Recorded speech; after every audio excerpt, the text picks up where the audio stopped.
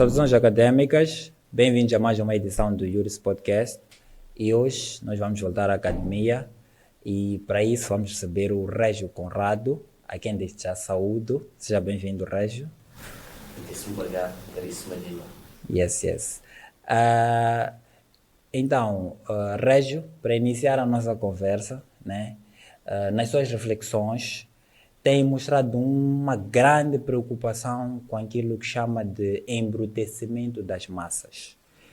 Eu gostaria que o Régio explicasse aqui para nós em que consiste o embrutecimento das massas e quais seriam as suas implicações. Bem, esta é uma pergunta profundamente interessante, porque ela, no fundo, estimula-nos a pensar sobre as grandes questões da sociedade moçambicana.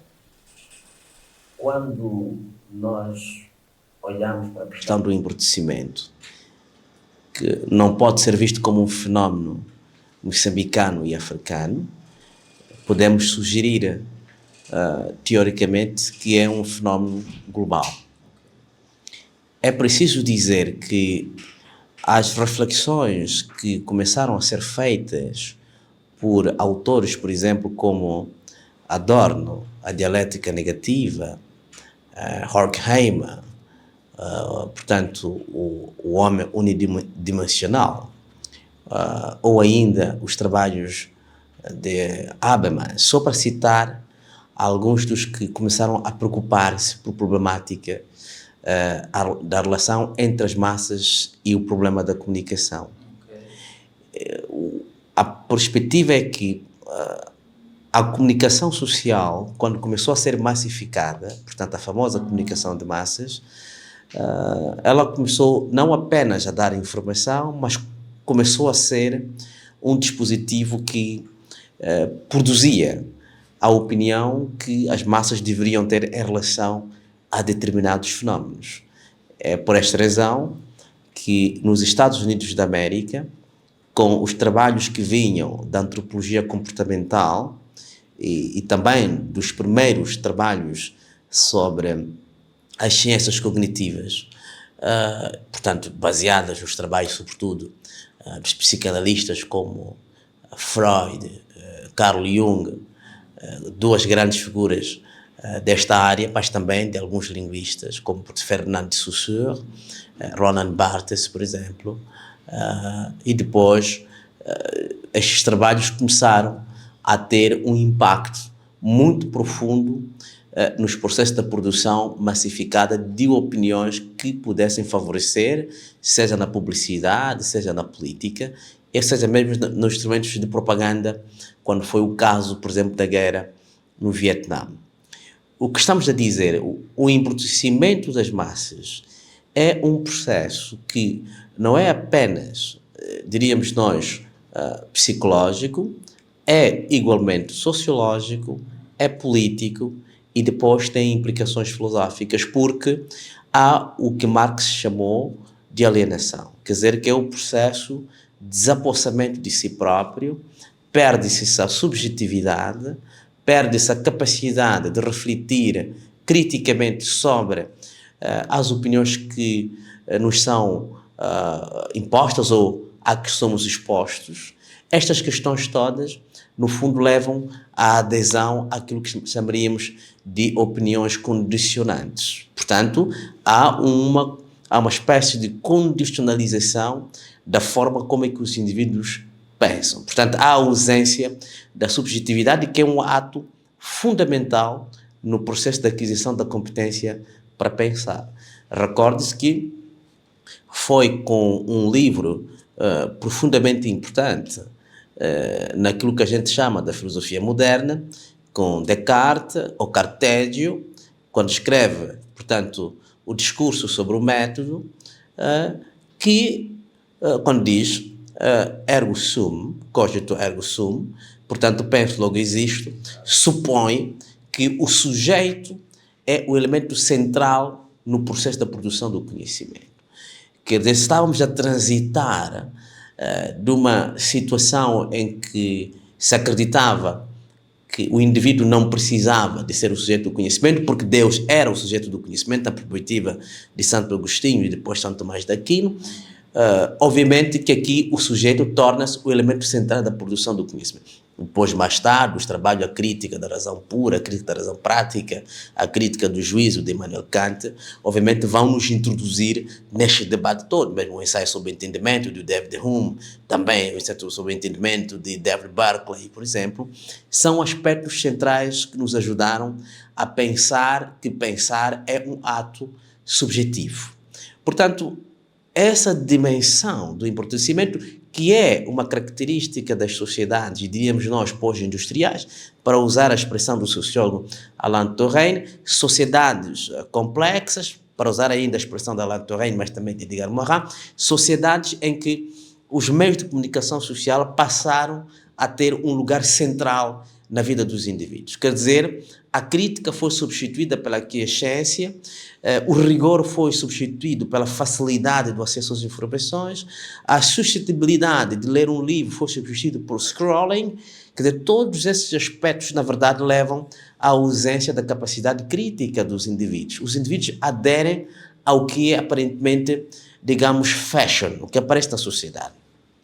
E porque eu próprio, portanto, por um lado, como professor de ciência política e professor de filosofia, portanto, dou as duas áreas na Universidade Eduardo Mondlane, obviamente que fica a impressão forte de que a sociedade moçambicana, sobretudo depois que nós tivemos, digamos, a insurreição falhada entre novembro e 6 meses, portanto, de manifestações extremamente violentas, em que a sociedade ficou, digamos, polarizada, não é? Em que as opiniões já não valiam pela consistência da sua estrutura lógica interna, mas valiam mais pela posicionalidade em que o indivíduo, portanto, tinha. Se o indivíduo vinha, digamos, se era próximo daquele que era o líder destas manifestações, para uma grande parte dessas pessoas, portanto, tudo que se dizia era verdade.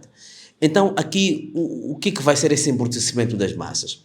É o processo da produção da psicose coletiva condicionante, ou seja, é a produção de discurso que deformam, distorcem, manipulam, condicionam e até, em determinadas medidas, desestruturam a capacidade cognitiva dos indivíduos.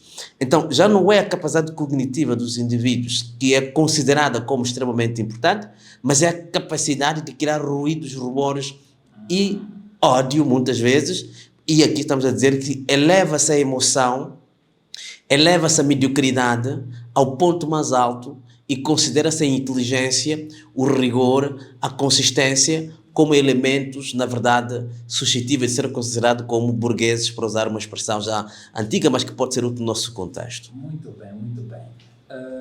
O Régio referiu que este embrutecimento, né, tem suas ramificações, sejam econômicas, sociais e também políticas.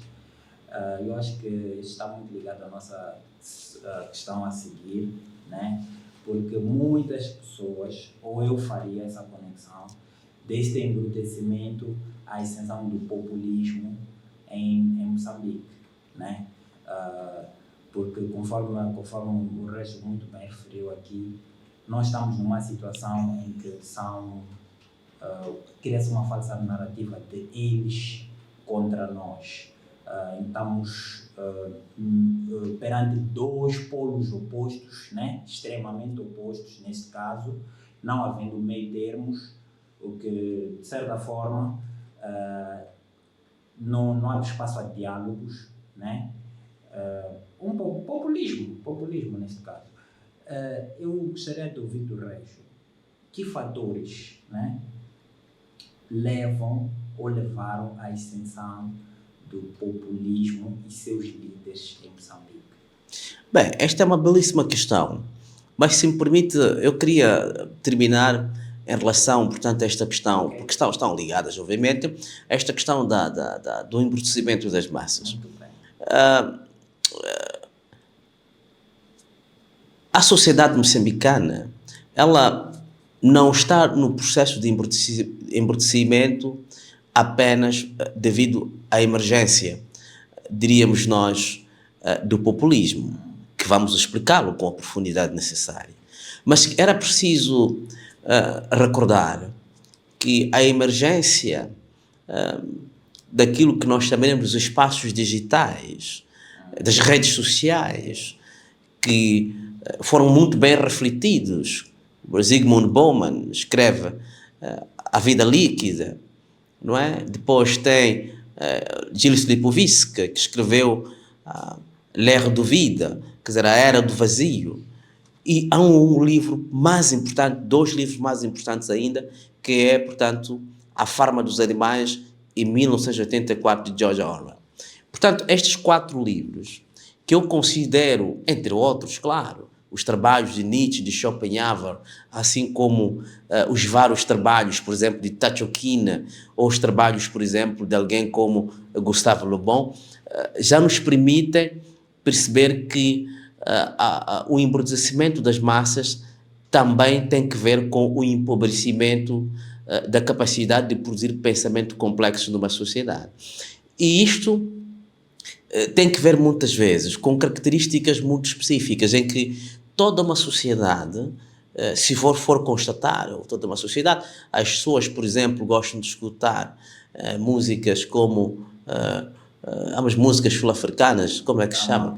Os amapianos, por exemplo, gostam de escutar panzuras, quer dizer, é um conjunto de músicas que as pessoas escutam. A minha crítica não é tanto que as pessoas não escutem, portanto, o amapiano como tal, mas quando toda uma sociedade, toda uma geração adere a um modelo musical que, do ponto de vista estético, no sentido, do ponto de vista de rigor matemático interno, em termos de produção musical, algumas vezes essas músicas deixam a desejar. O que se quer ali é a emoção, não é? É a emoção. A emoção é a característica primitiva do homem. É o primeiro estágio do homem. Ele não saiu para o estado superior, que é o estado do pensamento. Eu acho que, desse ponto de vista, o embrutecimento é também cultural. Não é mau acordar de manhã, por exemplo, escutar o concerto de Brandenburg, por exemplo, de Sebastian Bach, por exemplo, número 3. Não é mau escutar, por exemplo, a 40ª Sinfonia de Mozart. Não é mau escutar, por exemplo, digamos, os trabalhos de Fauré ou de Debussy. Ou mesmo não é mau ir escutar o mestre Diabaté do Mali, digamos, ir escutar a música tradicional queniana, escutar a música tradicional nossa, como Chidiminguana, Mucavele, ir a fundo dessas músicas, os nossos trovadores nacionais, para que nós entendamos como é que se produzia, como é que se trabalhava, portanto, o espírito. A sensação que fica é que o embrutecimento afetou todas as áreas vitais da vida da nossa sociedade, não é? Estamos a dizer que grande parte das pessoas tem 15, 16, 20, 35 anos, nunca conseguiu ler, por exemplo, um grande romance, por exemplo, como Churiro, ou como, por exemplo, o Alalap. Ou nunca leram, digamos, os contos da Lilia Montpellier, por exemplo. Ou nunca viram os trabalhos, por exemplo, do Adino Muyanga. Ou nunca viram, portanto, do Bento Sitoy. Quer dizer, nunca viram os trabalhos até de pessoas que deviam ser conhecidas com a profundidade. Juvenal Bocconi, por exemplo. Quer dizer, estou a fazer referência a este embrutecimento cultural, a este embrutecimento intelectual, a este embrutecimento societal, que ele culmina muitas vezes, digamos, no empobrecimento da capacidade da nossa sociedade de pensar nela mesma. E quero um pouco mais fundo nisso. Quando há, por exemplo, o Festival Kinane, vai constatar que muito poucos jovens estão lá. Não é? Quando há, por exemplo, a Semana da Música Clássica, por exemplo, em Moçambique, pouca gente está lá. Quando há um concerto sério feito, por exemplo, por alguém como Aniano, há pouca gente lá. Mas quando é uma pessoa que lança bundas, como a Beyoncé e outras pessoas, portanto as pessoas estão lá. Quer dizer que há um condicionamento coletivo na nossa sociedade. E isto, na verdade, não afeta apenas as classes populares, isto afeta também as classes que nós chamaríamos ela de classes médias, médias altas e altas. Quer dizer que entramos para uma situação de homogeneização por baixo. Então, estas condições objetivas que, do ponto de vista intelectual, George Lucas chamaria La pauvreté de l'esprit, que é o livro de George Lucas, e depois o outro filósofo, Karl Raimund Popper, chamaria La funesterie intellectuelle, quer dizer, a dimensão funesta intelectual de uma sociedade. Então, nós estamos numa situação de paralisia ou de anestesia, portanto, intelectual, que é anestesia cultural, igualmente. Então, quando estamos numa situação como esta, o problema do populismo, que é um conceito que é formulado primeiramente num contexto ocidental, suficientemente estudado na ciência política e na sociologia política, há alguns fatores comuns que levam, portanto, à emergência do populismo. Primeiro, uma situação de crise societal e económica grave numa sociedade. Portanto, há um elemento de crise. Segundo, crise de autoridade, seja do Estado, seja das suas elites, das elites de uma sociedade. Também o sentimento de desqualificação social, que é um conceito sociológico, quando o indivíduo sente que perdeu o valor e há alguém que lhe produz um discurso que lhe dá valor. E esta estruturação toda, ela não afeta apenas a dimensão material das pessoas, ela afeta a dimensão cognitiva e emocional. Então, estas condições, essas infraestruturas psicossociológicas de uma sociedade, elas podem conduzir, como conduziram, por exemplo, na Alemanha, à emergência de Hitler. Depois da Segunda Guerra Mundial, a Alemanha estava em decadência. A emergência, digamos, do Mussolini no contexto da Itália, a emergência de Franco no contexto da Espanha, só para dar, portanto, alguns exemplos. Portanto, a emergência de pessoas que foram buscar na emoção, foram buscar naquilo que é primitivo no homem, para usar Taskin, a dimensão fisiológica do homem, para depois trabalhar ao nível emocional e depois produzir uma narrativa que lhe convence que o novo mundo é possível. Então, o substrato do populismo, em rigor, é um substrato que é mobilizado, muitas vezes, pelas religiões. Não é levar o indivíduo a pensar sobre a sua condição, mas é levar o indivíduo a ter o ódio da sua condição e desenvolve, portanto, uma fúria, desenvolve um ódio contra tudo e contra todos aqueles que são considerados como os culpados de uma sociedade.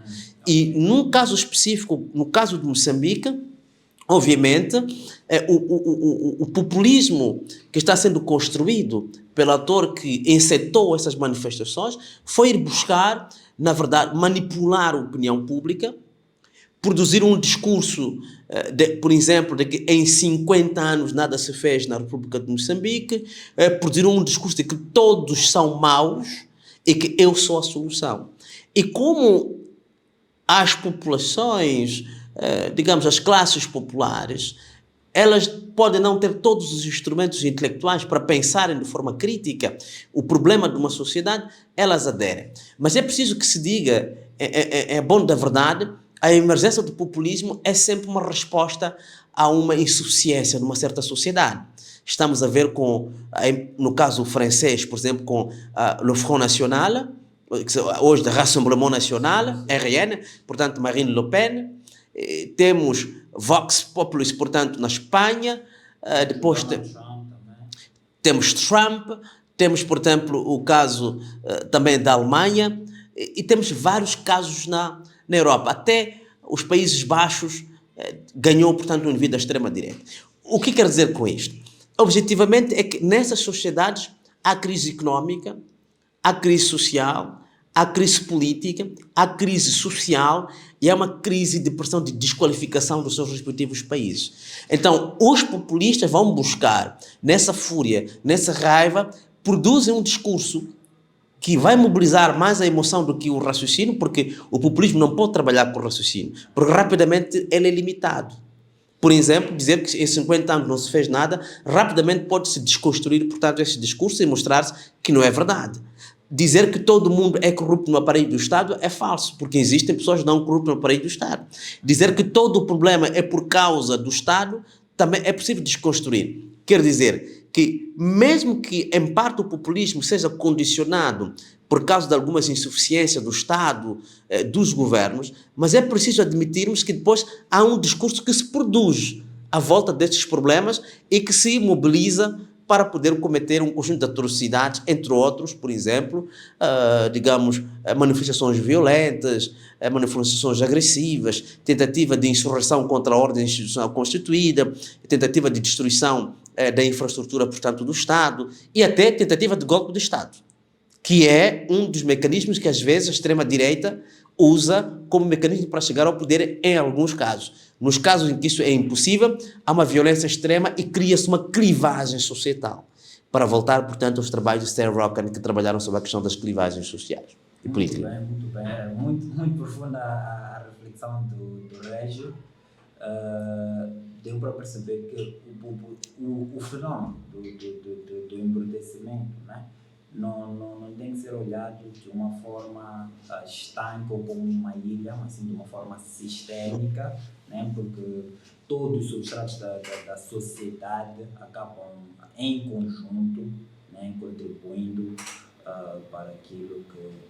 E mais recentemente nós tivemos uma discussão na opinião pública, porque alguns grupos, vamos chamar assim, acreditam que os símbolos nacionais, mais concretamente a bandeira, neste caso, deverá ser modificada por ser um símbolo de violência, né?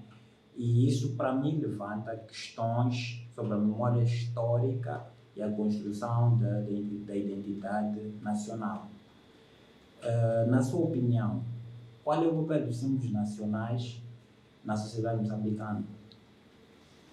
Esta pergunta é profundamente interessante. Por acaso, estou envolvido, portanto, num projeto de pesquisa sobre alguns aspectos ligados à história de Moçambique. Inclusivamente apresentei um paper, portanto, no Centro de Estudos Africanos, diante de alguns colegas em que nós discutimos, muito particularmente, digamos, o professor Chapano, o Carlos Fernandes e alguns outros. Mas o que eu queria recordar, queria fazer referência a dois textos fundamentais. Okay. Temos o texto de Paul Ricoeur, Mémoire, l'oubli, Histoire, portanto, História, Memória, Esquecimento, e depois Marco Ferro, que também escreveu sobre a questão da manipulação da história. A memória é um lugar de tensão. A memória não é um lugar unívoco, não é um lugar linear. É um lugar de múltiplas percepções, de múltiplas reivindicações. O facto não é refletirmos sobre a profundidade da memória, até porque grande parte dos historiadores têm trabalhado sobre o problema da memória. Por exemplo, Pierre Nora, que é grande historiador francês, escreveu um livro, Le lieu de la mémoire, o lugar da memória, em que a discussão sobre a memória é perceber o que ela significa em cada contexto, em cada sociedade. Mas o que também os historiadores nos ensinam e nos obrigam, quando discutimos o problema da memória, é de termos a cautela de não distorcermos a memória e fazermos da memória um puro prolongamento de narrativas e de discurso. Há factos históricos concretos. E no que concerne a Ricoeur, é que chama a atenção que existem determinadas pessoas que produzem um discurso de contra-memória, de contra-narrativa oficial, não tanto porque essa narrativa não é verdadeira, ou pelo menos não tem os elementos de verdade, mas muito para produzir uma nova memória que lhe conforta ou que pelo menos dá lugar a novas pessoas. Entre outras essas pessoas, a própria pessoa que produz esta memória. Okay. Este é um aspecto profundamente importante. Então, o processo da contranarrativa ou da contraprodução da memória, portanto, o discurso contra-memorial ou contra-patrimonial, ele visa, no fundo, produzir um esquecimento sistemático sobre aquilo que são os factos. No caso de Moçambique, o movimento de libertação de Moçambique, a Frente de Libertação de Moçambique, a Frelimo, ela foi fundada objetivamente em 1962. E a luta de libertação de Moçambique começou em 1964. O que é que isto significa? Em 1964,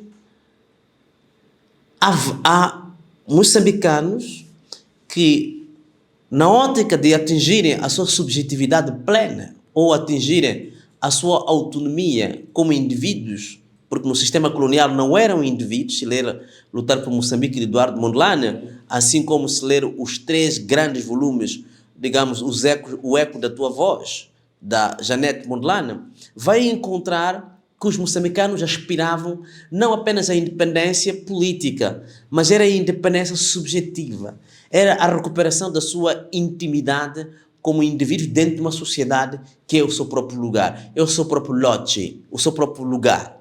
Isto é profundamente importante.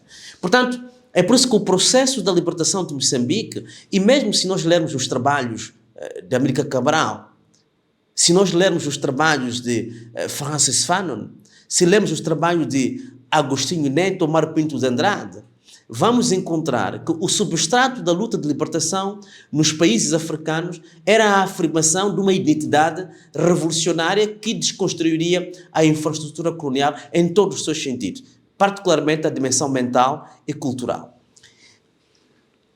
Mas não houve nenhuma outra alternativa que não fosse a luta de libertação nacional, tendo em conta a natureza fascista, portanto, do Estado colonial na metrópole, portanto, em Portugal, o regime de Salazar. A arma não foi um meio de violência. A arma entra como um dispositivo, é verdade, material, mas carregado de uma simbologia. É o único instrumento que nós temos para defendermos a nossa honra e reconstruirmos a nossa dignidade como africanos e moçambicanos. Portanto, a arma não é um objeto que nasce como objeto de violência.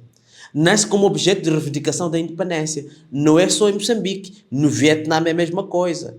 Usaram as armas para resistir contra o imperialismo americano. Os argelinos derrotaram o Estado francês com as armas. Não é? Temos, no caso do Camarões, houve algum envolvimento, portanto, das armas, para além dos nossos países irmãos, como Angola, Guiné-Bissau, particularmente, que são os países que também enverdaram para a luta de libertação nacional, via, portanto, arma. Portanto, recuperar o discurso negativo em relação à arma e dizendo que é um instrumento de violência é, no fundo, desmemorizar, dessimbolizar e produzir um esquecimento que diríamos perigoso, porque ele vai contra os factos. Este é o primeiro aspecto central. O segundo aspecto central, Pierre Nora, mas também poderia Maurice Godelier. Maurice Godelier é um grande antropólogo, digamos, francês, que trabalha muito sobre a problemática dos símbolos e muito recentemente estive a rever os trabalhos de Roland Barthes, sobretudo. Exatamente por Roland Barthes trabalhou muito sobre a questão dos símbolos, da semiótica. A arma para a memória nacional moçambicana é um instrumento de resistência, tal como foi, digamos, a zagaia ou a flecha contra os invasores colonialistas europeus no continente africano e particularmente no contexto de Moçambique. E é necessário recordar que a arma no percurso da construção do espaço nacional e hoje o espaço independente é para recordar aos moçambicanos quanto sangue foi derramado no percurso dos 10 anos em que muitos moçambicanos foram à luta sem nunca saber se chegariam ou não ao tal nirvana, para usar a expressão de Buda, portanto, ao tal paraíso, que era a libertação, portanto, nacional. Quando aparece um determinado indivíduo, quando aparece, digamos, um indivíduo que está sob o efeito de hipnose ou sob o efeito de alguma droga, e perde, portanto, a consciência e reivindica a rediscussão da bandeira, a nossa grande preocupação não deve ser apenas sobre quem está a levantar, portanto, esta questão, mas quem está a financiar, por que razão está a financiar e por que é necessário rediscutir o problema da bandeira nacional. Para mim, há dois interesses estratégicos. A produção do esquecimento numa sociedade, que pode ser feita por ONGs, organizações da sociedade civil, através de fundações estrangeiras, através de indivíduos particulares, partidos políticos, o que quer mais que seja, tem um objetivo. É romper a juventude de uma nação em relação à sua própria história. Se nós formos para a França, formos para a Inglaterra e formos para a Holanda, formos para a Bélgica, vai perceber que a história, seja dolorosa ou positiva, ela é ensinada para rememorar às gerações vindouras o papel que os seus antepassados tiveram para que o país estivesse onde quer que esteja. Ou seja, que houve pessoas que se dedicaram para poder construir as bases de um país. Está a imaginar, imagine, por exemplo, um Eduardo Mondlane que está, vamos aceitar, no céu, para os que acreditam, portanto, no cristianismo, ou nas religiões, ou que tenha reencarnado, portanto, alguém para aqueles que são taoístas, budistas, confucionistas. Ok. Ouvir que se queira desconstruir a memória nacional em nome de uma perversa ideia de que a arma representa a violência. Mas isto tem que ver, aproveita-se um momento de anomia social, para usar a expressão de Émile Durkheim, um momento de ausência, digamos, de conforto, seja material, simbólico, ou mesmo cultural e espiritual, para introduzir novas ideias, que é a desconstrução da memória nacional, através da produção do esquecimento. Porque quando se liquida a ligação de uma geração com a sua história, cria-se condições para melhor manipulá-la no futuro. Ou seja, ela perde as suas referências do fundo. Eu nasci em 1990, portanto tenho 35 anos objetivos. Há muita gente da minha geração, também da sua geração, que não tem ciência, consciência da história nacional. Tem pouco domínio do percurso longo, violento, uma longa noite colonial à qual nós fomos submetidos como moçambicanos. Tornam-se vítimas. Exato. Não só tornam-se vítimas, mas tornam-se as comalhas da história. E isto, na verdade, tem objetivos de dominação. É por essa razão que não querem visar apenas a bandeira, mas querem visar também quem protege essa bandeira. Quem protege a bandeira de libertação ao nível da África Austral são os partidos libertadores. O ANC na África Sul, SWAPO, portanto, no Botsuana, digamos, chama Pinduzi na Tanzânia, ZANU, portanto, aqui no nosso vizinho Zimbábue, só para falar destes. Quer dizer, o MPLA em Angola, obviamente, o MPLA em Angola. Portanto, desconstruir esses movimentos é desconstruir os símbolos que eles defenderam. E desconstruir os símbolos que eles defenderam é desmemorizar a sociedade. Desmemorizar a sociedade é produzir um esquecimento sistemático, letal, que depois cria condições para dizer que, olha, o melhor é o futuro, não é o passado, não é o presente. Mas nós sabemos, se nós não protegermos a nossa memória, se nós não discutirmos com seriedade profundidade necessárias para formar a nossa memória, obviamente que fica profundamente complicado. É por isso que eu fiz esse recurso. Aliás, a introdução da História Geral de África, do professor já falecido agora, digamos, Joseph Kiki Zerbo, chama a atenção que não se pode admitir que o povo africano não tenha consciência histórica. Consciência histórica significa ter consciência daquilo que foi o longo percurso que não começa consigo, começa com os teus antepassados para chegar onde tu estás. Por um lado. Depois temos o professor Eli Kembokolo, que também é um grande historiador, que trabalhou bastante sobre a civilização africana, que chama a atenção que temos que recordar permanentemente a nossa história como forma de reafirmarmos a nossa própria identidade. Os trabalhos, por exemplo, de Teofilo Obenga, os trabalhos do Cheikh Anta Diop, não podem hoje serem desprezados em nome de uma nova sociedade que não existe, que em bom rigor é tão fanática, é tão lúdica e até lunática e, no fundo, baseada em falsas percepções da nossa história.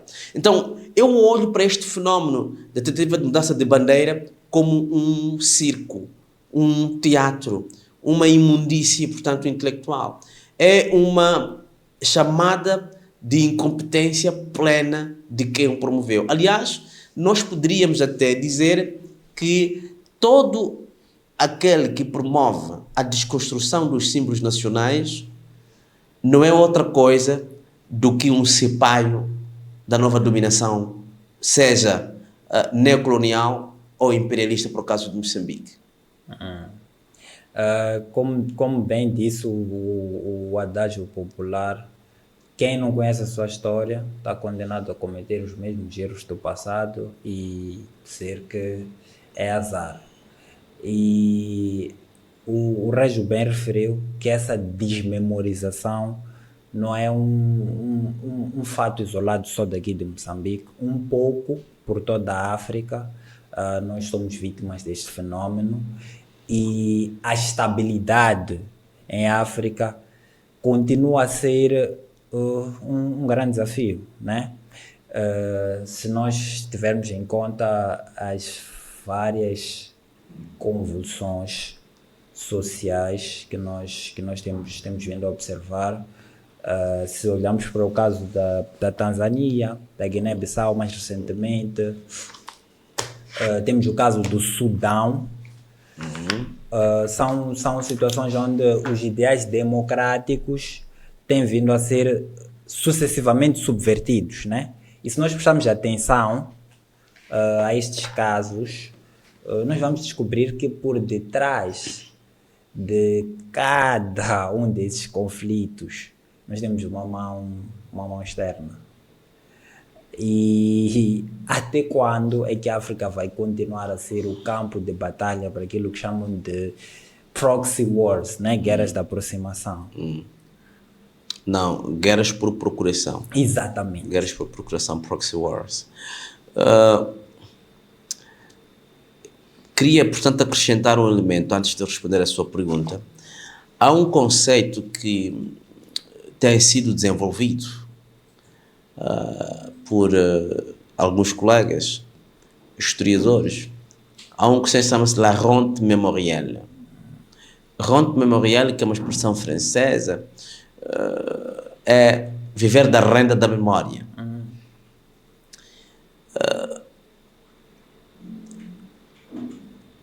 É preciso que a memória nacional não esteja ao serviço outro que não seja a proteção da nossa dignidade, da nossa honra e do conteúdo pelo qual nós lutamos para libertar Moçambique. E não podemos ter medo de sermos patriotas e defendermos a causa nacional. Ser patriota e defender a causa nacional não tem em nenhuma circunstância que ver com a imbecilidade. Pelo contrário, é assumir a responsabilidade de que o nosso conhecimento, o nosso saber, a nossa competência, a nossa intelectualidade deve estar ao serviço da proteção do interesse nacional. E o interesse nacional é que Moçambique deve continuar soberano, mesmo que isso tenha que custar as nossas vidas. Isto é fundamental. E é preciso não nos atrapalharmos. O processo de produção do saber, o processo da produção do saber como exercício de desconstrução, deve igualmente levar-nos a percebermos as mazelas por detrás das propostas que se dizem novas e que muitas vezes se dizem melhores do que existe. Em rigor, já vimos vários exemplos no continente africano. Não foi o caso. Com isto não quer dizer que nós não sejamos chamados a pensarmos com rigor a nossa história, a nossa memória, fazermos pesquisas aprofundadas sobre a história de Moçambique, a história da luta de libertação nacional, sobre a afirmação da nossa identidade, sobre os processos que nos levaram à luta, todos os aspectos que concorrem para um melhor conhecimento da nossa história deve ser parte integrante da nossa responsabilidade como jovens, sobretudo como académicos ou aspirantes académicos ou aqueles que ainda estão por nascer devem também ter essa responsabilidade. E fez uma pergunta sobre a instabilidade no continente africano. Yes. Primeiro, é preciso dizer que quando a gente trabalha com African Politics, todas as bases epistemológicas para discutir as problemáticas africanas já nos obrigam a não reduzirmos a África a uma espécie de um continente homogéneo. Portanto, Africa is not a country. Portanto, existe até um livro com este título. Portanto, a África é um lugar diversificado, com trajetórias múltiplas, mesmo que partilhemos alguns dos aspectos fundamentais, como parte da nossa cultura, etc.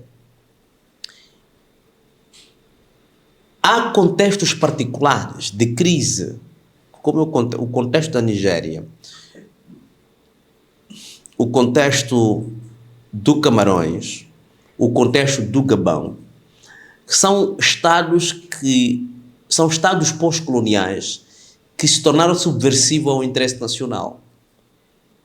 Ou seja, são estados que, ao invés de consolidar o mínimo necessário para as suas populações, as elites, de forma neopatrimonial ou prebendalmente, capturaram, portanto, o Estado para responder a interesses de família. Porque de família falava-se família Bongo, no Gabão.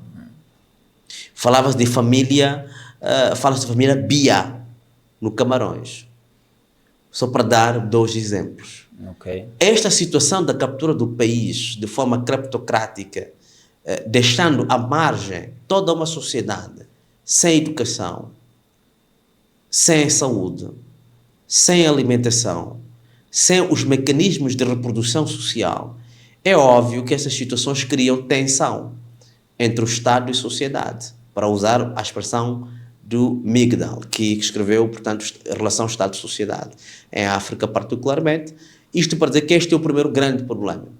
A crise da função do Estado em alguns dos países africanos. Esta é uma coisa que nós temos que dizê-la porque ela existe objetivamente. E todos os trabalhos que foram feitos por vários colegas, como por exemplo, temos autores, por exemplo, como Jean-François Bayan, Patrick Chabal, Vincent Fouché, quer dizer, temos um conjunto de trabalho, Thompson, por exemplo, que trabalhou sobre a problemática do Estado, sobretudo no Congo, mostra que a falência do Estado, ela cria tensões que podem levar a guerras. Portanto, há dinâmicas internas das guerras em África.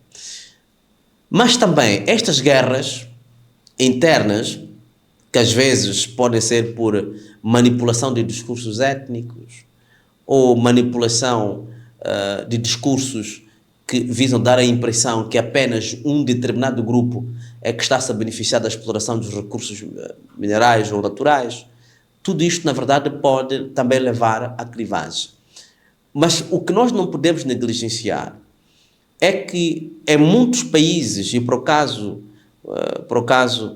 do Sudão, para o caso da região dos Grandes Lagos, incluindo a República Democrática do Congo, o caso dos países do Sahel, estou a falar do Mali, do Níger, do Burkina Faso, constata-se que há um grande interesse de forças internacionais imperialistas para desestabilizar os países e enfraquecer os Estados, manipular a sociedade, descaracterizar a competência do Estado para melhor explorar recursos sem ter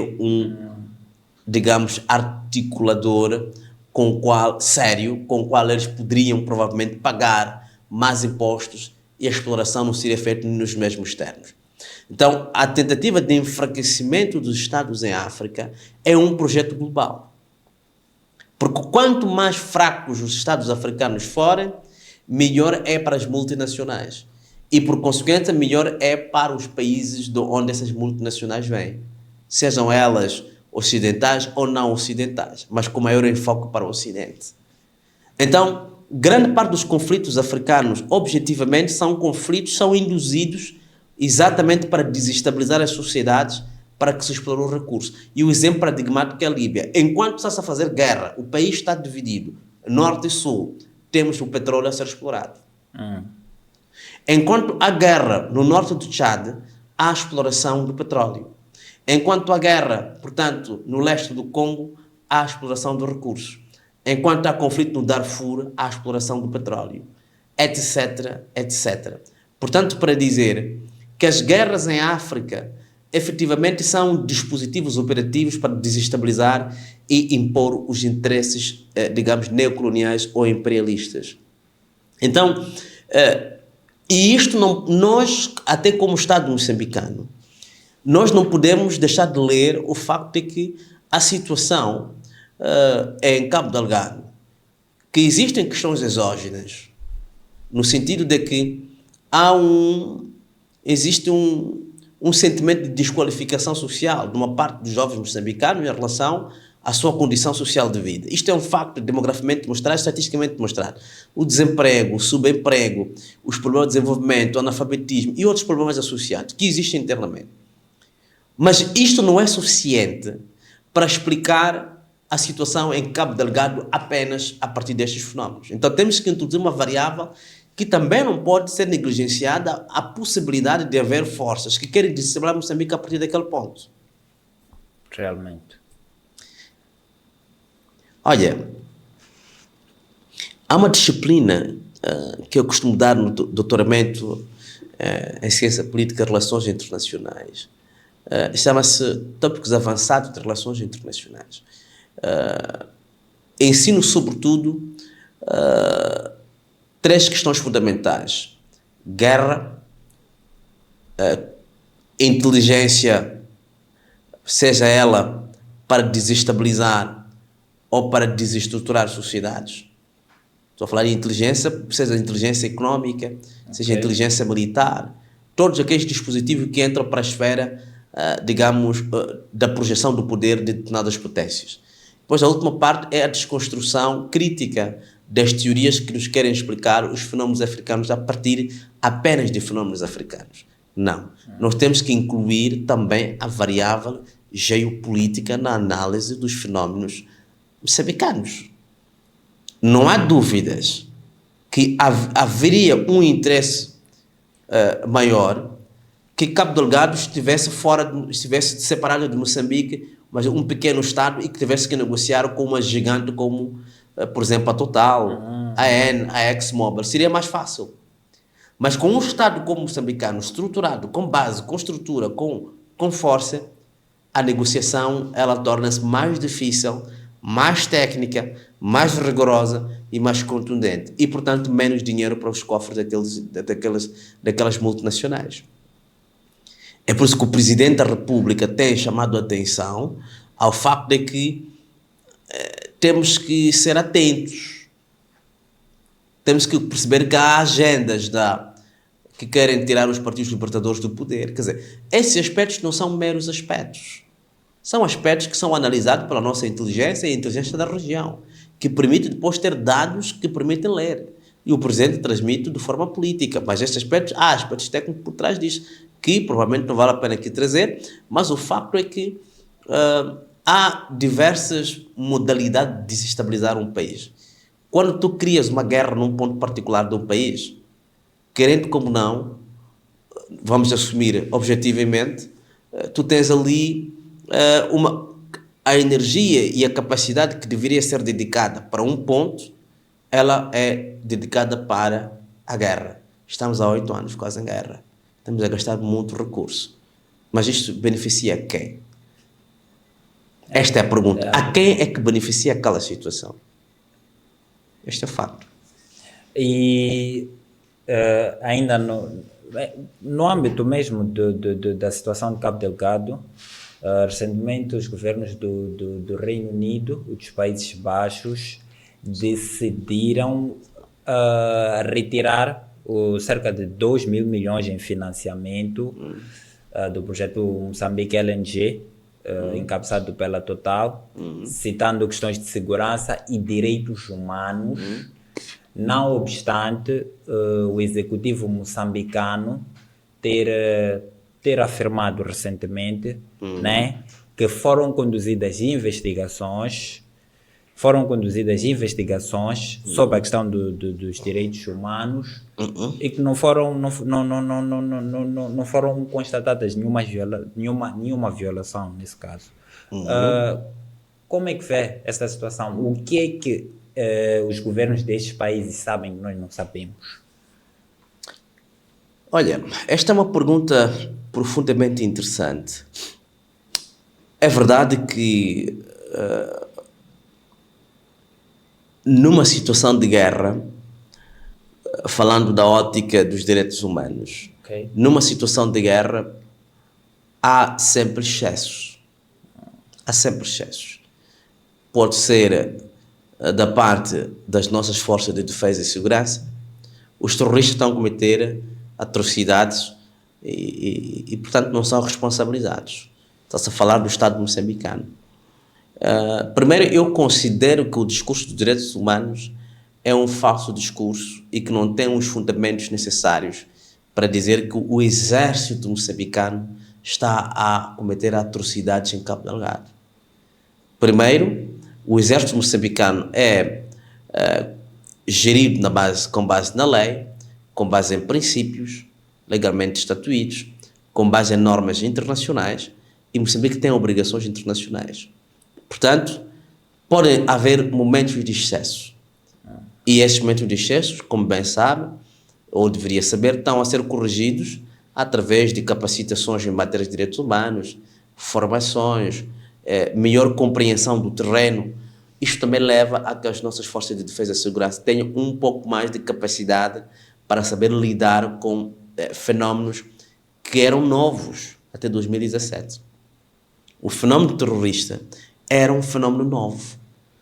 E nós sabemos que estes países que vêm falar de direitos humanos cometem várias atrocidades pelo mundo afora, explorando recursos em situações de guerra, financiando grupos terroristas, financiando grupos armados, manipulando populações umas contra as outras.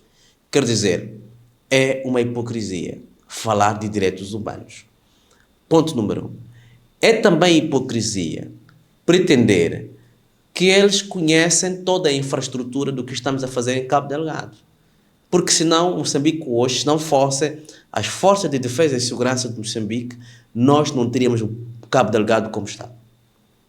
Teríamos perdido o Cabo Delgado. Por mais que tivesse o Ruanda, estivesse a Samime. Mas as nossas forças de defesa e segurança é que estão a fazer uma grande parte do trabalho. Claro, com a ajuda dos nossos parceiros. Mas as nossas forças estão a fazer, portanto, um trabalho. Nós temos que ter orgulho disto. As nossas forças de defesa e segurança são a projeção mais profunda do sentimento patriótico. As forças de defesa e segurança na província de Cabo Delgado são a consagração da nossa vontade eterna para sermos soberanos. E temos que ter muito respeito. Não vai ser nem a Total, não vai ser nem o conjunto de consultores que eles contrataram, que vir-nos já dizer, portanto, que em Cabo Delgado há violação de direitos humanos. É óbvio que o Estado moçambicano, o Presidente da República, está preocupado com matéria de direitos humanos. Aliás, por essa razão, a Comissão Nacional dos Direitos Humanos, ao mês, instalou uma delegação, portanto, em Pemba, cujo objetivo é, de facto, estar de perto para monitorar a situação, portanto, digamos, dos direitos humanos na província de Cabo Delgado, não só na ótica do lote do conflito, mas também na ótica dos processos de integração, quer dizer, os abusos que alguns fazem, por exemplo, de violações, por exemplo, nos campos de assentamento. Tudo isto, na verdade, também são direitos humanos e é uma preocupação do Estado moçambicano. Agora, eu tenho a posição da Total, explica-se por uma única razão: enfraquecer a nossa capacidade de negociação e levar-nos a uma situação de desespero para negociarmos, digamos, em baixa. Este é o ponto central. Ok.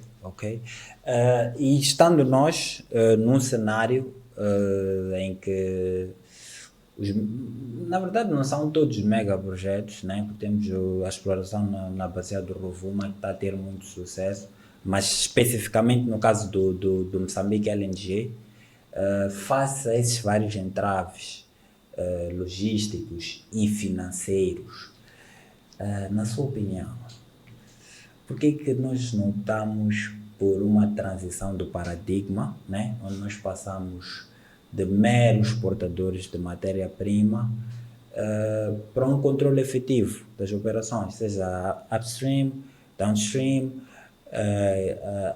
a efetiva transformação industrial, né? A refinação e o processamento. Não seria uma solução? O Presidente da República tem feito referência à questão da independência económica. Okay.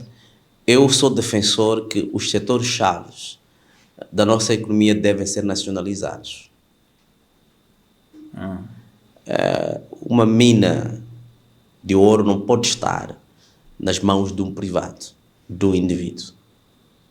Uma mina de diamantes ou de qualquer que seja pedra preciosa é um recurso estratégico para o Estado. O Estado tem que ter no mínimo 51%. O resto entra o privado, porque a terra é nossa, os recursos pertencem a Moçambique. Exato. E a nossa única e do ponto de vista de desenvolvimento, nós precisamos de ter o controle dos recursos. No contexto em que nós nos encontramos hoje, é que não temos o controle objetivo da exploração, digamos, por exemplo, do gás no Rovuma.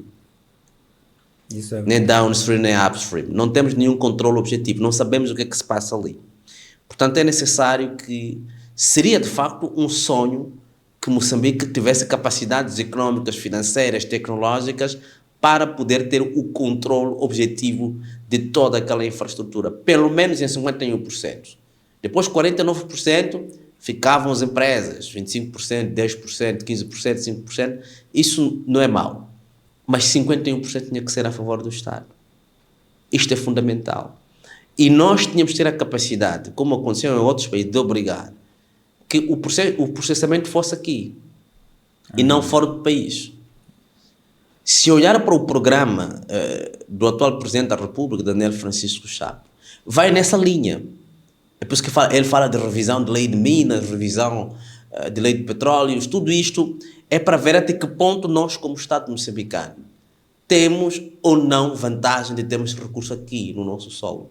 Porque depois, esses recursos são explorados por terceiros, mas a responsabilidade recai sobre o Estado. Portanto, o povo, quando olha quando houve bilhões, digamos, de leiloamento, por exemplo, de pedras preciosas, o povo olha para o Estado.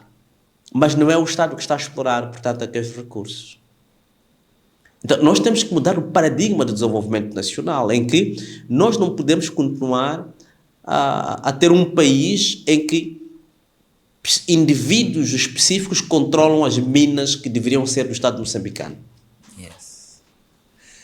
Ou seja, o Estado moçambicano deve ter um controle efetivo dos seus recursos, de forma que o povo moçambicano tenha a capacidade de beneficiar desses recursos. E essa, a independência económica da qual fala o Presidente Chapo, só pode ser possível tendo em conta este paradigma da nacionalização dos recursos estratégicos do Estado. Aliás, em todos os países sérios, os recursos estratégicos estão na mão do Estado. Vai para a Noruega, a empresa estatal é que controla os recursos do gás ou do petróleo. Eu acho que a Noruega é um dos países que tem um dos fundos soberanos mais ricos. Mais rico, mas vai para a Arábia Saudita. Exatamente. Vai para a China. Vai para digamos, o Catar. Estes países controlam objetivamente cada cêntimo da exploração dos seus recursos. Nós não estamos a fazer isso. Então, o modelo atual de exploração dos recursos em Moçambique é ineficiente para o desenvolvimento de Moçambique.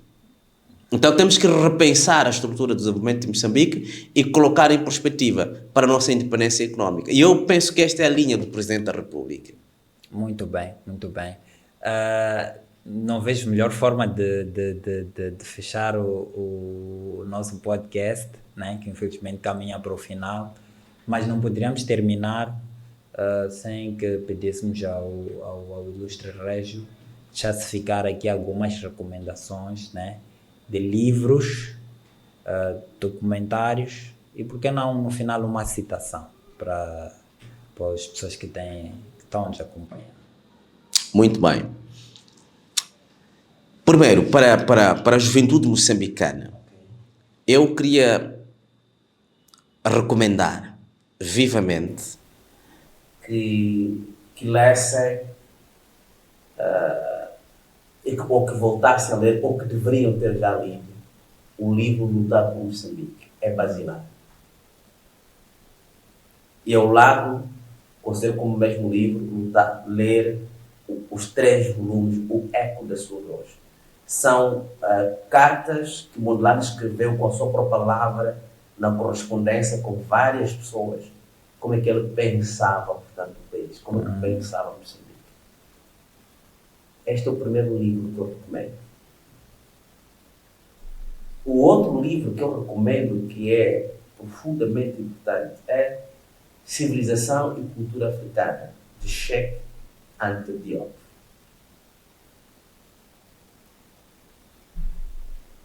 O desenvolvimento do continente africano e de Moçambique em particular não vai ser possível se o processo de descolonização intelectual, epistémica, epistemológica, noseológica não for feita com o rigor e a radicalidade que a situação, portanto, exige. Então, é necessário fazer, portanto, este trabalho. E depois, se tiverem, portanto, algum tempo, algum vagar, leiam os 2 ou 3 livros do Kwame Nkrumah, porque são muito atuais. O primeiro, Africa Unite. É preciso voltar a ler aquele. Porquê que Kwame Nkrumah, no final dos anos 50, 60, princípios 60, escreveu que a única possibilidade da sobrevivência do continente africano é a nossa unidade. E isto aplica-se para os países. Ok. A unidade O panafricanismo nacional é fundamental. O panafricanismo é a resposta para os problemas cruciais do continente africano. Depois tem que ler o neocolonialismo, a última fase do imperialismo. E tudo o que eles descreveu no livro, estamos a constatar hoje. Depois o consciencismo. Quem nós somos? Porquê é que somos? De onde é que nós viemos? Problema da memória histórica. Então, estes 3 livros são centrais. Por hoje eu termino por aqui. Agora, e depois eu poderia, porque não podia ser diferente, eu costumo sempre sugerir às pessoas a lerem o Kalungano, o nosso grande poeta amor, que é o Marcelino dos Santos. Ok. Saudoso Marcelino. É denso. É de um humanismo e engajamento pela pátria e pela libertação de Moçambique e de África. Tão profundo, tão denso, que talvez encontre eco em algum dos poemas do nosso Cravelinho. Temos que fazer esse trabalho. E obviamente temos que escutar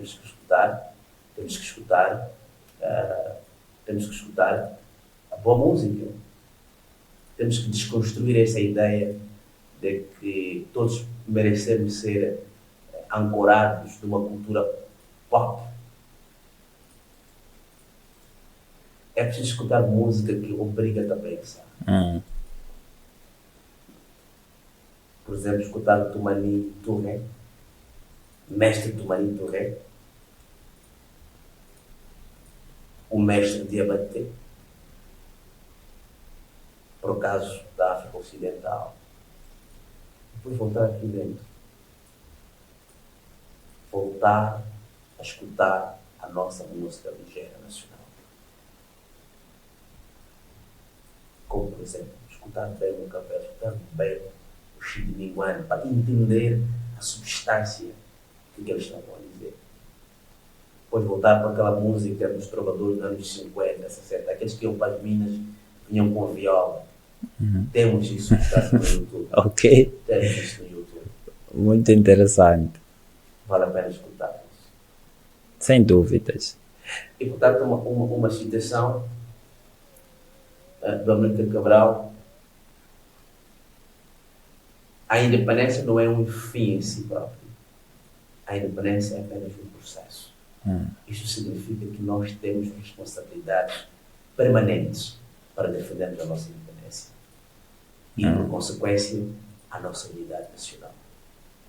Eu acho que nossa soberania, a nossa dignidade, o nosso país, a nossa pátria.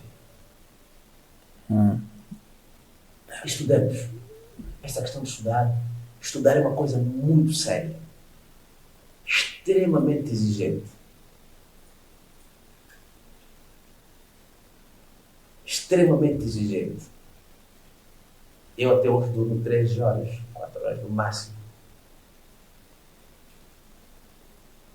Preparo muito bem, portanto, as minhas aulas. Ok.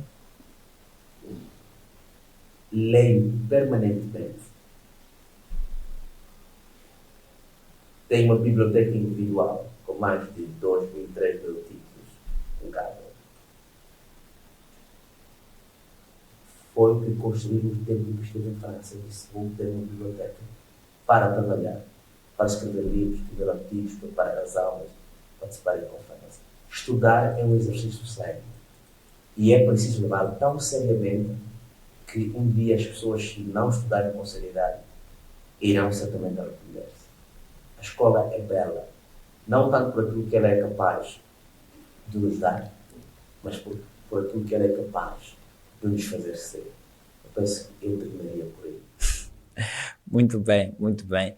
De melhor forma não poderíamos terminar. E eu acho que, dando seguimento às palavras de Amílcar Cabral, né? A independência não é um fim em si próprio. Eu acho que, inconscientemente, Samora Machel disse: a luta continua. Exatamente, a luta continua. Então, continue chegamos ao final de mais uma edição do Juris Podcast. Continuem a acompanhar-nos para mais direito.